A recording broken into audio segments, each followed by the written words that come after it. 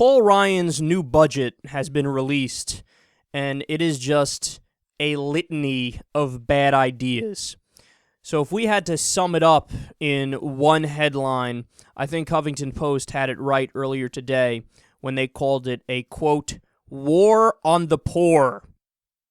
So let me give you some details about it here. The plan slashes $5.1 trillion in federal spending over 10 years. So it eliminates the deficit over 10 years.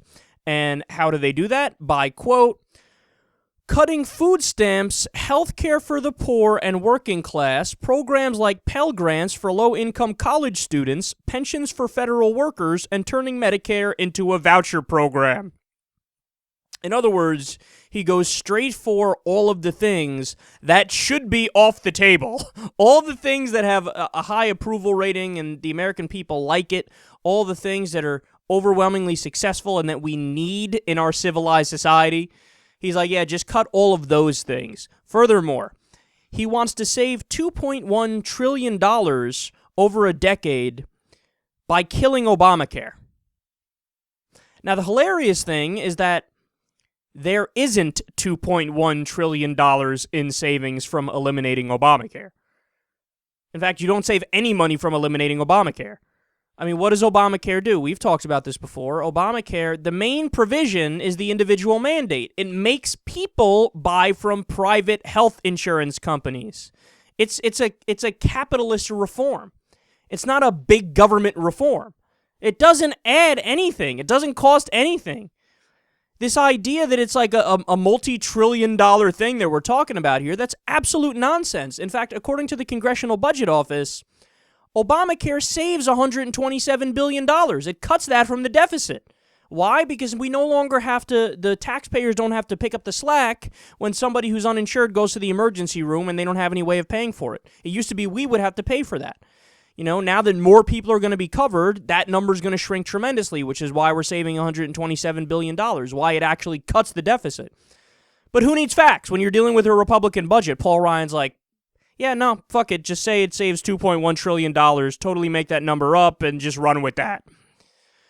So again, all of the good programs get cut, but what gets more funding under his budget?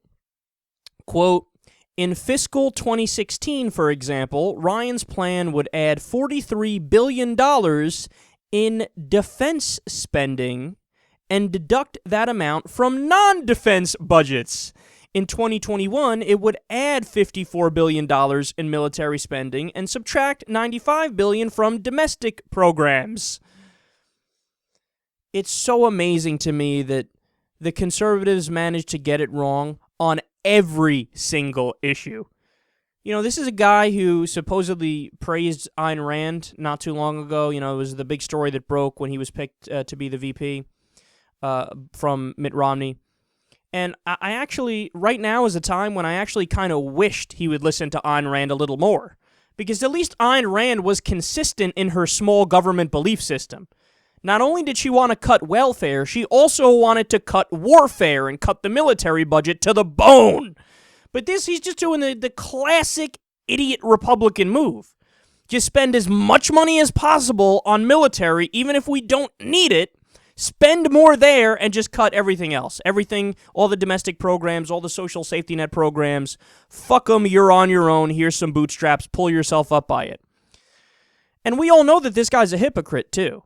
Because when Paul Ryan's father died, he was a young man, so he ended up taking money from Social Security in order to pay for his college. It's amazing that he takes advantage of the system and uses it in the way that it's supposed to be used, and then he wants to take that away from everybody else. Like he thinks, well, no, I deserve it. You don't deserve it. Well, what the fuck, man? There's never going to be another person who's a teenager when his father dies and has no source of income and wants to go to college? Or do you just want that person to be, saddled in debt so that they'll never be able to get a place of their own later on and it'll be a much harder life and they'll be behind the eight ball the entire time? I mean, it blows your mind. And the thought that anybody in today's day and age, looking at the actual numbers, could be in favor of increasing the U.S. military budget, that may be the dumbest thing I've ever heard in my life. I mean, we've gone over the numbers before. When you compare the U.S. to the rest of the countries, even the biggest militaries behind us. What is it? I mean, we spend more than, I think it's the next 14 largest militaries in the world combined on our military. When you look at the graph, it's fucking mind-blowing. It's like, oh, wow, yeah, we're doing something insane, aren't we? Yeah, we're just pulling the old school, like, empire shit. Like, we're looking at the Romans, like, oh, theirs crashed and burned? Fuck it, we'll try it anyway. Looking at the Spartans and shit.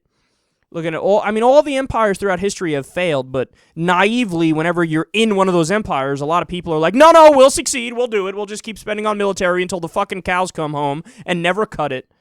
What is it? We have 900 military bases in 130 countries. The Iraq War, when all is said and done, is going to cost $7 trillion. Add a few more trillion on top of that for the war in Afghanistan. And this guy's talking about more military spending, increasing military spending.